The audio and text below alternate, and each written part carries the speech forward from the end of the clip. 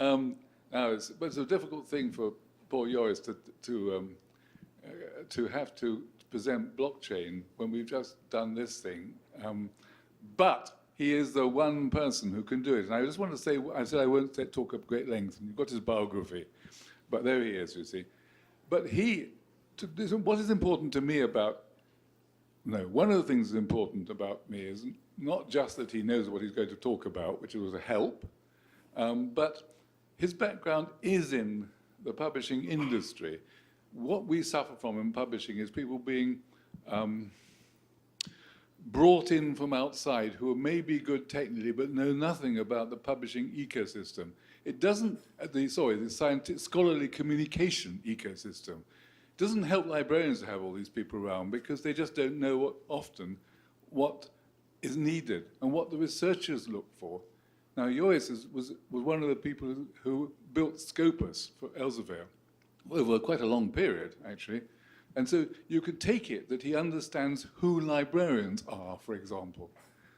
But we'll find out whether he can actually make you understand what blockchain is and what it can be used for. And here he is. Thank you.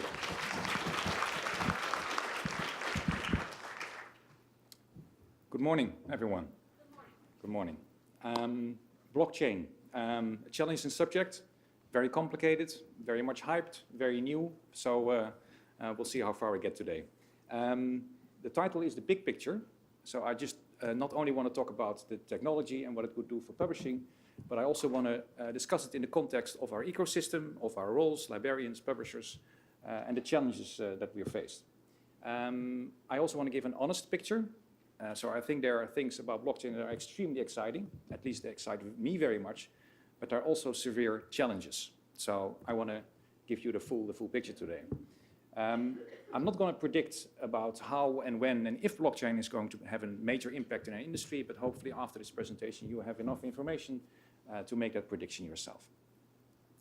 So I work for a company called Digital Science. We're based in London, we're a technology company, and we try to make science and research more transparent and more efficient. And we do that by investing in companies at all stages of the research cycle. But we're also involved in blockchain. I wrote a blockchain for research report, which was published last year, which is ages ago in blockchain terms. Digital Science is also the founding partner of a blockchain for peer review initiative that we launched half a year ago that and a project I'm leading. I will tell you more about that today. So how many of you are aware of Gartner's hype cycle? Okay, that's quite good. It's a very interesting and it's a very influential model to understand how a new technology evolves over time. It starts with the technology being mentioned in newspapers, on blogs, etc. And then starts a period, it's called the hype, with inflated expectations, too high expectations. And then, of course, as a reaction to that, there comes the skepticism, cynicism. People don't believe in it anymore. And then only after a few years, the technology really starts to have an impact. So this happens with all the major technological breakthroughs we have seen. So anyone dare to make a prediction or knows where blockchain is? Pretty much on top. Yeah, that's indeed true. We are really experience hype. This is the latest hype cycle from 2018. I think the peak of the hype was about one and a half years ago. And now we are going to a phase of skepticism and disillusionment. And again, the fact that we're going through these phases doesn't necessarily say something about the blockchain. It's basically the natural way a new technology is being adopted. But at the same time, we have to realize that blockchain is really a very serious technology.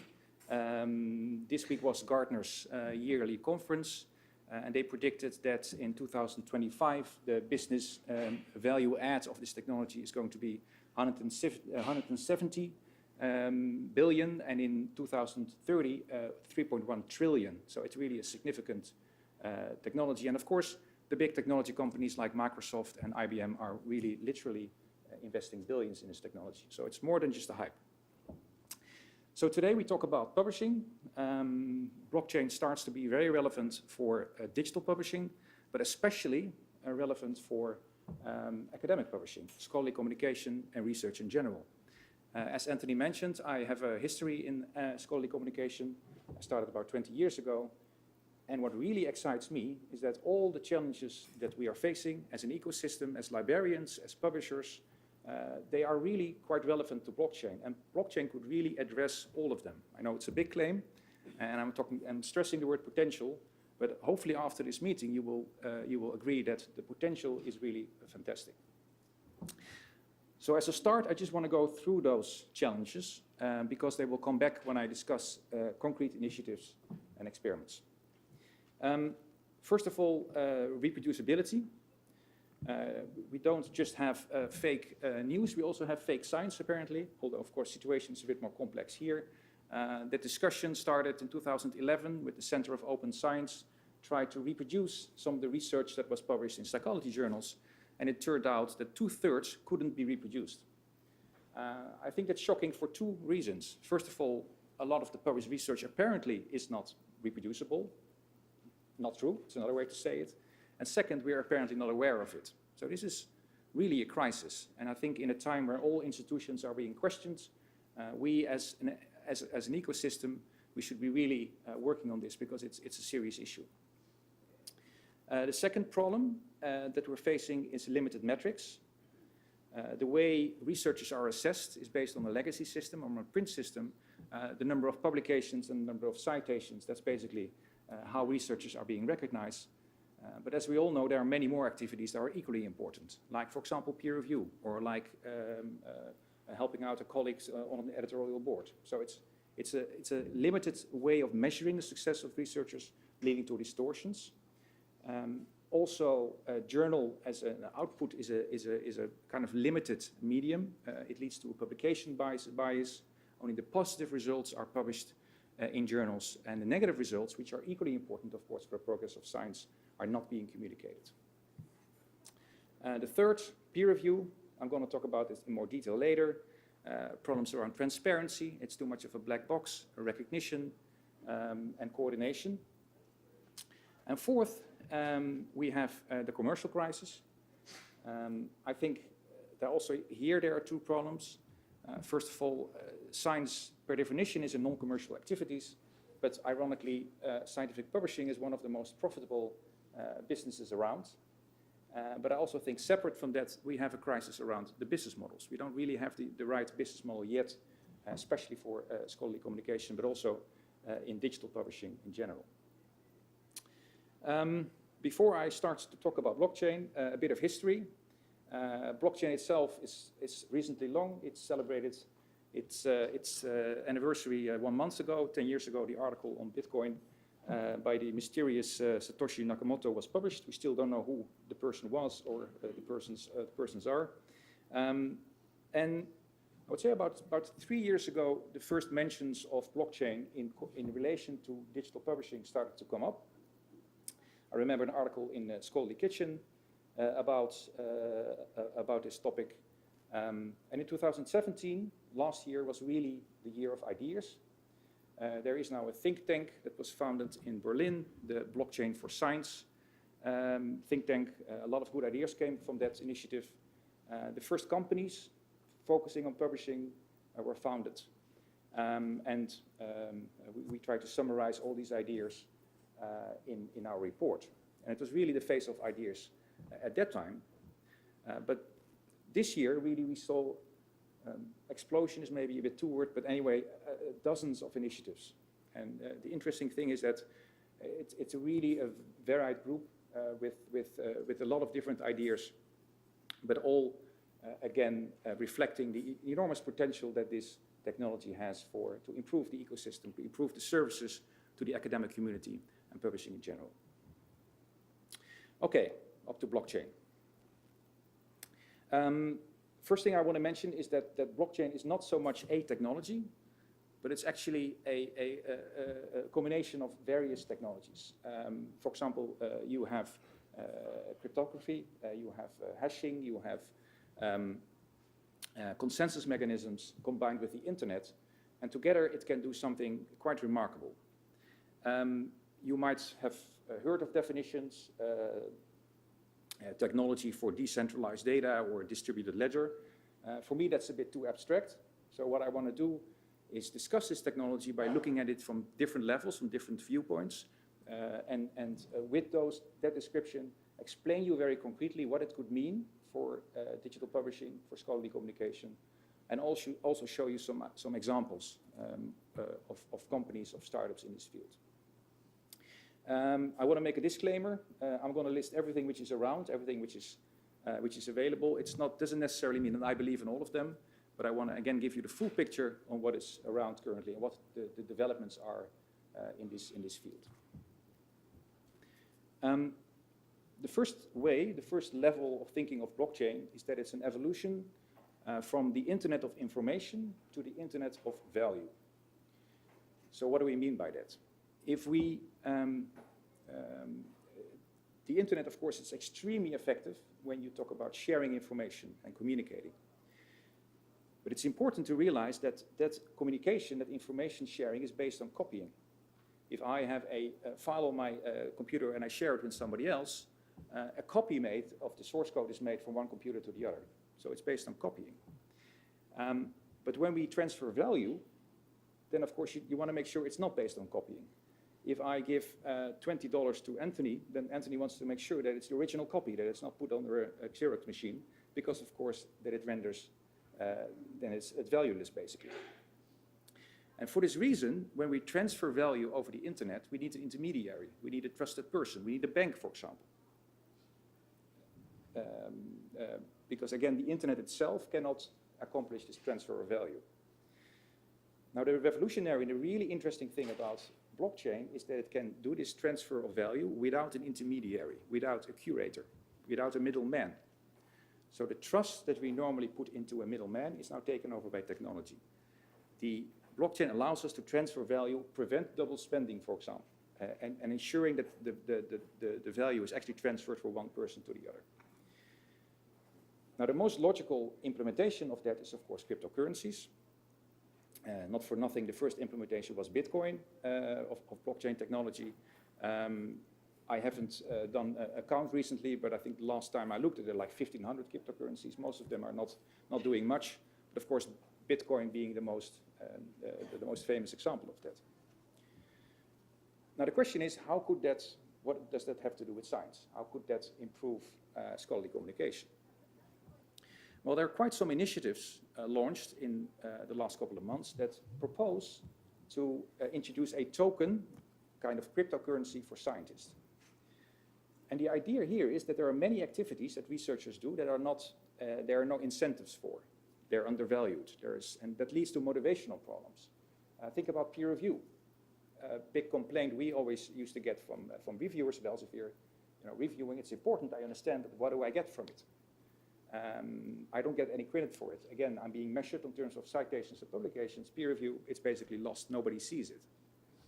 Yeah, sure. Yeah, sure. So the idea here is that if you would introduce this token for science, you could give these tokens when researchers perform certain activities, and these tokens then could be used for other activities. For example, if I perform a peer review for a specific publisher, I get tokens, and with these tokens, I can pay for my article processing fee, for example. And in this way, you could create an economy around science and scholarly communication that would solve some of the problems around motivation and the lack of incentives that we're facing with. Now, when we're talking about value and how that's negatively affected by copying the essence of the internet, we're not just talking about money, of course, but we're also talking about digital content that also represents value. Now, if you rely on this machine to copy, then there's not much of a problem, of course, because the threshold of having such a thing to make your copies was quite high. But with the internet, basically everybody became a printing press. With a click on the button, you can send millions of articles of documents around the world. The threshold became very low. And that wouldn't be a problem if there would be a business model or transaction model that is tied to that is relevant to that. For example, the most logical business model that fits this new way of sharing information are micropayments. So that means that whenever you download an article or a PDF or any digital object, a small fee would automatically be paid to the content owner. That would be the most logical way to basically connect this model with a transaction model. But it's not possible. So the internet is, it's very difficult to implement micropayments, small payments connected to downloads. It's very expensive, and also there we need third parties to arrange that. And for this reason, digital publishing and academic publishing has to rely on more indirect business models. But these lead to certain problems. Newspaper publishing mostly relies, or to a large extent, relies on advertisements. And that, of course, has been a big, very problematic for that industry, because most of the money now on advertisement spent goes to to Facebook, goes to Google, goes to Amazon, which leads to a serious crisis of the newspaper industry. In scholarly communication, we have other models, for example, the subscription model, but that leads to paywalls, which is not very popular, and it's against the whole idea of open science, transparent science, so it's also not ideal. And also with the internet, we have seen a cultural change. People expect things to be free, to be downloadable. So it's a model that's not very popular within the age of the internet. We also have open access in scholarly communication. And of course, it's not introduced as an alternative business model, but in fact it is, because it moves the model to the author pays most of the time. Now, I don't want to start a discussion about open access, because that's a story in itself. But at the same time, when I started in this industry, open access was the big future. Everybody thought in 2 years everything is going to be open access. Well, we know now it's not. I think the latest count, about 30% of articles is only open access. And it's, of course, a complicated question why, but at the same time, what we do know is that open access also leads to its own set of problems and challenges. We have predatory publishers, which is a whole new phenomenon, leading to a decrease of trust in the process. We also have the challenges of people from the global south that are not able to publish. So all of the models that we try to implement in this new internet economy are to an extent challenging. The blockchain, however, you could implement micropayments quite easily. As a matter of fact, it's a very good system to manage your digital rights.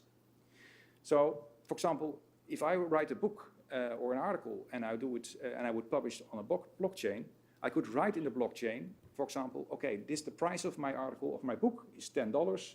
I've co-written it with Anthony. We both share the royalties, 50-50%. And by the way, we give permission for people to reuse the images. So we can write it in the blockchain. It's by means of smart contracts, they're called. And then whenever the information is shared, whenever it's bought, the money will flow automatically to me. So it's a very efficient way to manage your digital rights. Again, digital rights now requires big organizations to manage that, making the process more efficient and also providing alternative business model for digital publishing and scholarly publishing in general. I explained the troubles with the newspaper industry. Not surprisingly, a lot of initiatives that we see today are focusing on digital publishing, newspaper industry. Some examples here, Civil, for example, they work with Associated Press. There's Catalysis from Amsterdam, and very much focused on newspaper and journalism. So that was the first level of thinking about blockchain. The second way of thinking of blockchain, the second level is around intellectual property. If you upload something on a blockchain, two things happen. First of all, you create a trail of the process, so I can always prove that I was the one who uploaded content on the blockchain. Second, what happens is that a hash is created from the input, from the data. And a hash is a string of characters that is unique to the input, but you cannot derive the input back from the hash. So that means that whenever I upload something on the blockchain, I can always prove that I was the one who uploaded that material on the blockchain, but nobody can see what the content is unless I give permission to do so. And that's, of course, very relevant when you think about intellectual property. Data sharing, this gives a lot of opportunities for data sharing. We all know that data sharing would really help scholarly communication. It would make science more reproducible. it would take a lot of the inefficiencies away in the process. But in a survey a couple of months ago, authors were asked, why don't you share more data? Why is it so problematic? We all try, of course, the librarians as well. We really encourage people to share their data. But there are two reasons why people said they're not willing to do so. One is, they said, what do we get for it? Again, I'm being recognized for citations and publications. If I share my data, what's in it for me? And the second point is the fear of losing intellectual property. If you share your data, and somebody can walk away with the results and scoop your research. Now here also the blockchain could play an important role. Because first of all, if you share your content, if you share data sets or images or idea or whatever on the blockchain, you can always prove that you were the one who uploaded it first. So you claim the intellectual property of it. And second, in combination with tokenization, you could create an incentive for people to do it. You could create a marketplace whereby you share data on the blockchain, and whenever somebody uses it, you get certain tokens for it. So it would take away that second hindrance in sharing data, the motivational aspect. Also here, we've seen quite some initiatives in the last period. Artifacts, for example, is an interesting one, launched about half a year ago. So they really focus on the intellectual property and also the attribution to make sure that whenever you share data, you can be cited, which is still, to a large extent, the currency for science, of course, but also initiatives that want to create a whole marketplace around sharing data. So not only that I can share my data, but I can also ask people to give me data and provide tokens for that. So the hope is that the whole data sharing, which is so important for reproducibility, can be enhanced by the blockchain. The third level, and the last level I want to discuss blockchain, is that it's really basically a new type of data storage. And it's unique for three reasons. First of all, in a normal database, you would have the data on one single place. It's centralized. With blockchain, it's distributed. So basically, there are multiple nodes that all host the same content. The second unique factor is that it's decentralized. With current technology, if you have a database, you need an owner, you need a middleman, as we saw, for example, with Bitcoin. With blockchain, you don't need it. Basically, as a community, as an industry, you could create a data storage without somebody having the right to change it. And the third one, also very relevant to scholarly communication, is that it's transparent. It's a transparent data store, but it's pseudonymous. So everybody can see the transactions. Everybody sees what happens with the data, what's being added, etc. But you can't necessarily automatically see the persons behind it. So you can keep a level of pseudonymity in that blockchain. So again, the question, how would this help us? How could this help scholarly communication? Well, it would allow us to share information between all the participants in an ecosystem in a different way. For example, think about peer review. If we as an industry, as libraries, as publishers, as submission systems, as funders would share information around peer review, but still respecting the demands around confidentiality that come with single blind and double blind models, then things would start to be much more efficient. For example, if you, as a publisher, want to invite a reviewer, you usually rely on your own data set. You have your own database. But it's, of course, very important to know that if that same reviewer did reviews for another journal from another publisher, but since it's a black box now, you can't see it. It's also very relevant to know that a reviewer has been recently invited by another publisher and accepted it. So you know that the reviewer is busy. It's better not to invite him or her for that process.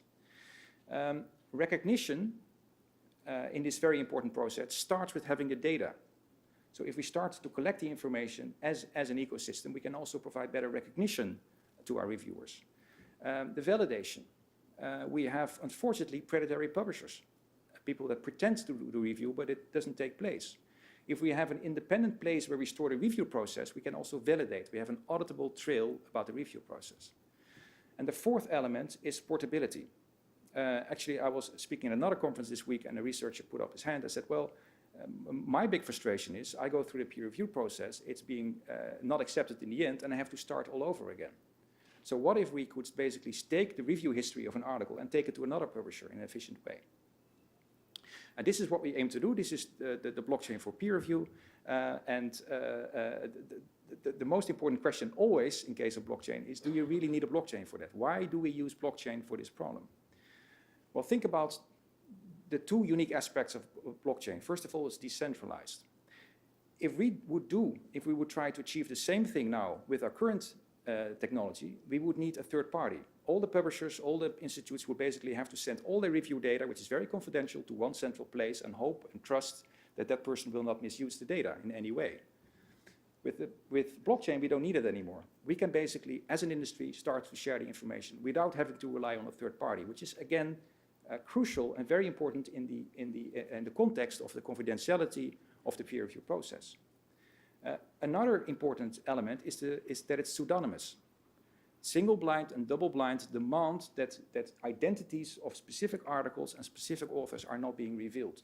And this is a very natural thing for the blockchain to achieve. So we can be open, we can be transparent about a peer review process, but we don't have to share names of individuals if we don't want to. So it's really well fitted to the single blind and double blind peer review models. So this is the initiative, Digital Science, co-founded about 6-7 months ago. We're really happy with participants. We have great publishers, Cambridge University Press, Springer Nature,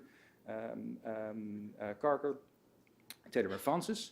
But again, we want to do this in ecosystem, so we also work together with funders, and we're really looking to also to work with institutions in the next phase. Again, solving this challenge of peer review as an entire ecosystem using blockchain technology. But there's even a bigger vision.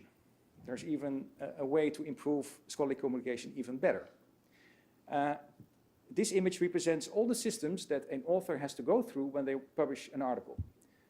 Let's say you start with collecting data from your lab, you put it in an Excel sheet, you start to write your first article in Word, you have the first version of an article, you send it to Figshare, for example, and you submit it, you go to editorial manager, it's published in yet another platform, and then the citations and usage is measured in yet another system. So to a large extent, these are all disconnected systems. So wouldn't it be great if all these important activities of researchers would come together? If we would know whenever an author gets funding, whenever they participate in peer review, whenever they are part of an editorial board, whenever they do statistical analysis or collect data. If we collect that information, then first of all, we can build better metrics. Because the information we have now, again, is citations, publications. It's a legacy from the print era. If we start to collect information from many more activities, we can also build much better metrics that are better representative of the value of activities of researchers. Again, also here the question, why don't we do it already? Why is there no such a system?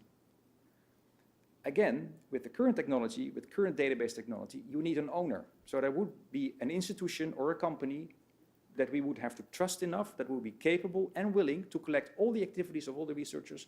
That's simply impossible. That's too much of a challenge. But again, with blockchain, again, this is a vision. We will not manage to establish this next month or next year even, but this is the potential. Again, sharing all the information of all the activities build better metrics. But also think about reproducibility. What is causing the problem of reproducibility is that everything that went into an article is a black box. Things only start to be open and transparent at the moment of publication, but everything that went into a research is not being recorded, is not being shared. Again, if we start to collect the information, also science becomes more transparent and thereby more reproducible. And I think this is a very nice image that shows it from Dr. Bartling from the Blockchain for Science. Again, it's a level of transparency that we can't achieve with any other technology. So that sounds extremely promising and extremely too good to be true, and it is too good to be true because there are challenges, and there are serious challenges in blockchain. First of all, probably all heard about the energy consumption. This graph basically shows that to keep up the Bitcoin network, you need to spend as much energy as the entire Czech Republic. I actually thought it's now Argentina now, so actually it became worse in a very short time. I don't have to explain why it is. It's actually very interesting why it costs so much energy consumption. But important to note here is, first of all, the technology is looking for alternatives. For example, Ethereum is a platform that wants to work with a different model that costs less energy.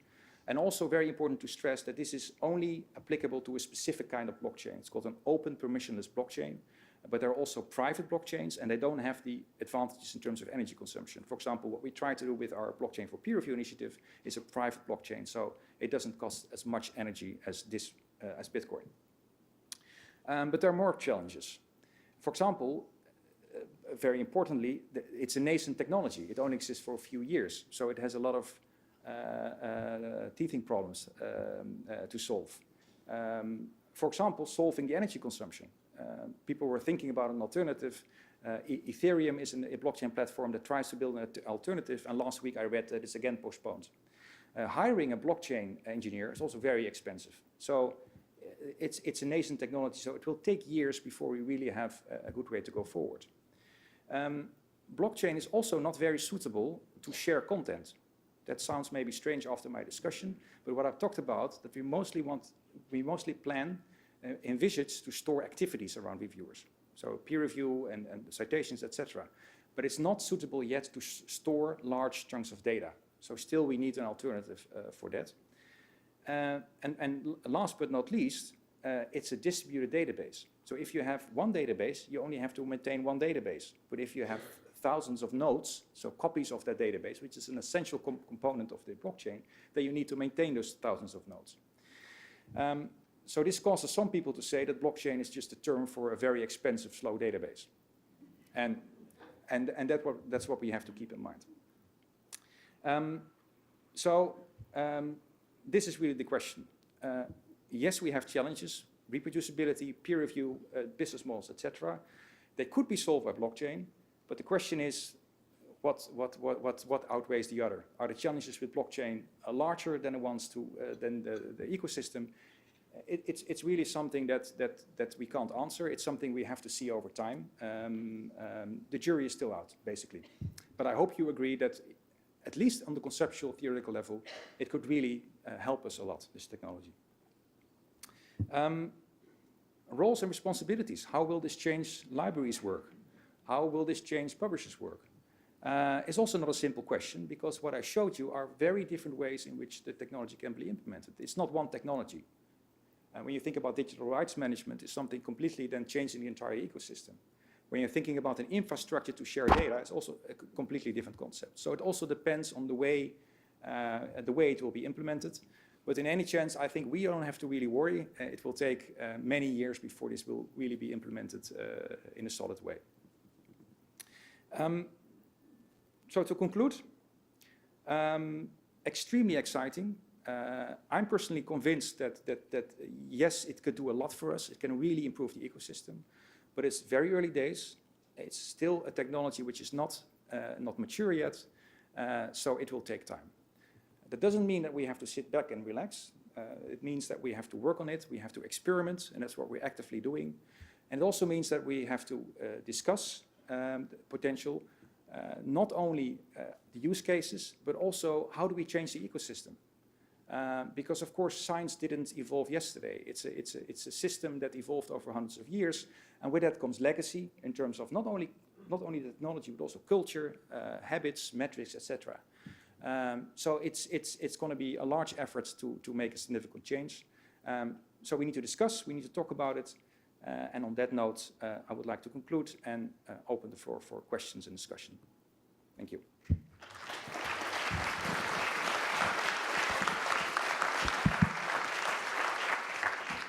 Now, questions. Now, already one comes rushing up.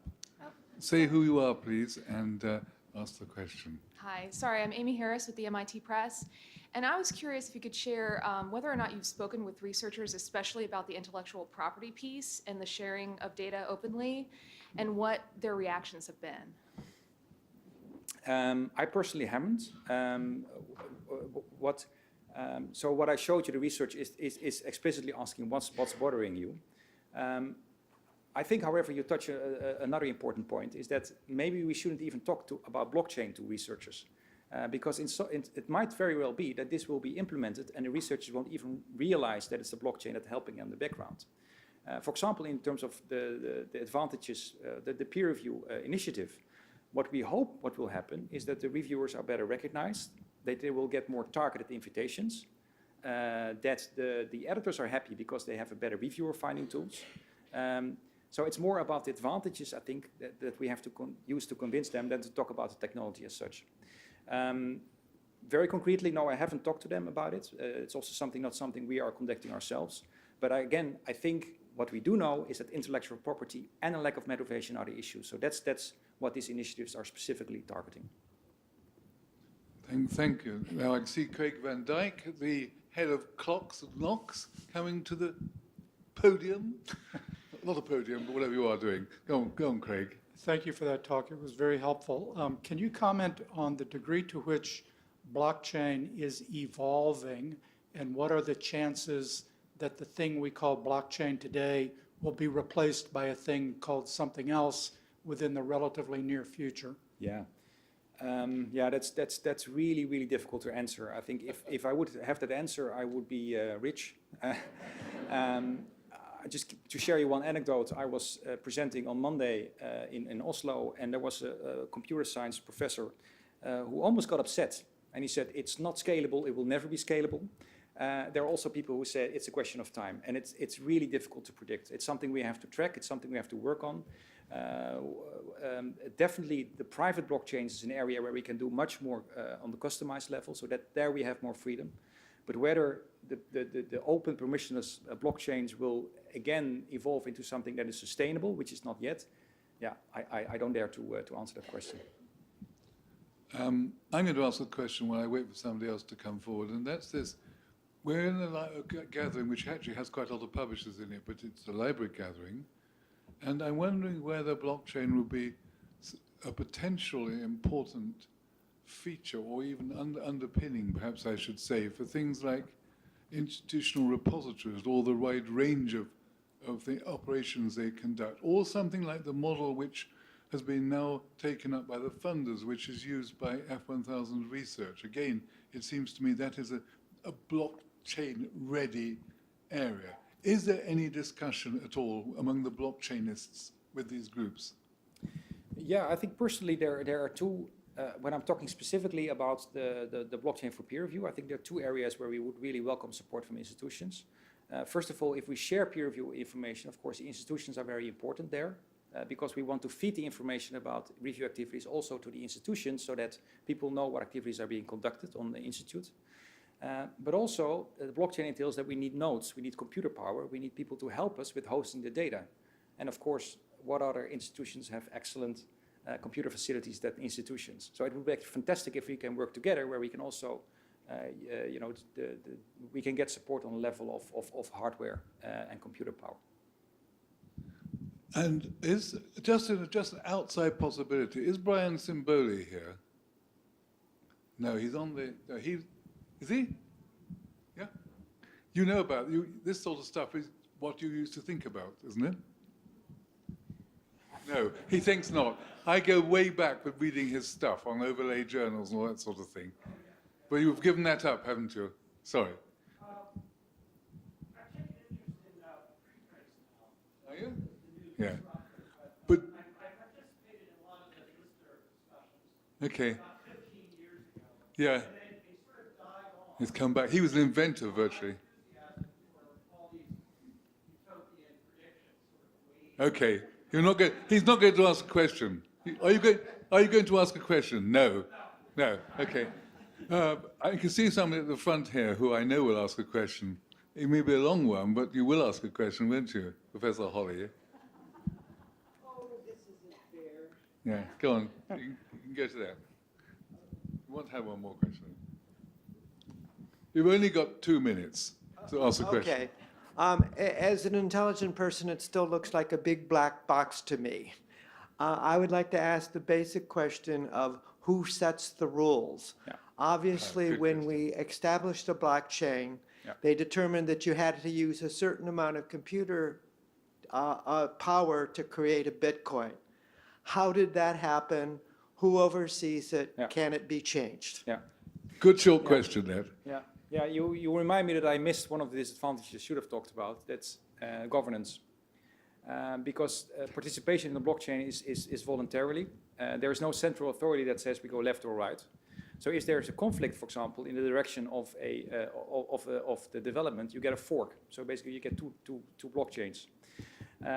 I think again, one of the advantages of the academic ecosystem is that we have excellent boards, we have excellent organizations that can help us with set the rules.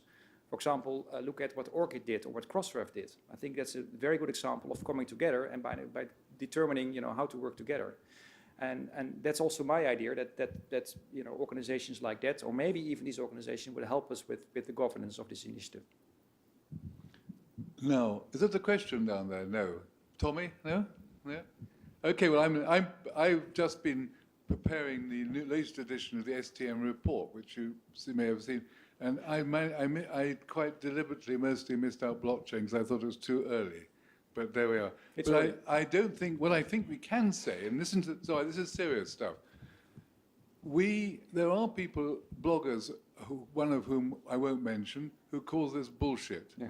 I He mentioned it this morning, I can he say, already yeah. says it again. He may be here, but he's not got time to ask a question in any case. I think you can see that it isn't bullshit. I don't understand it fully. It's something which has some potential. It may never work. It may be too difficult. But I hope this is what Joris has managed to do, and I would like to thank him for what he's done. Good. That's the right conclusion.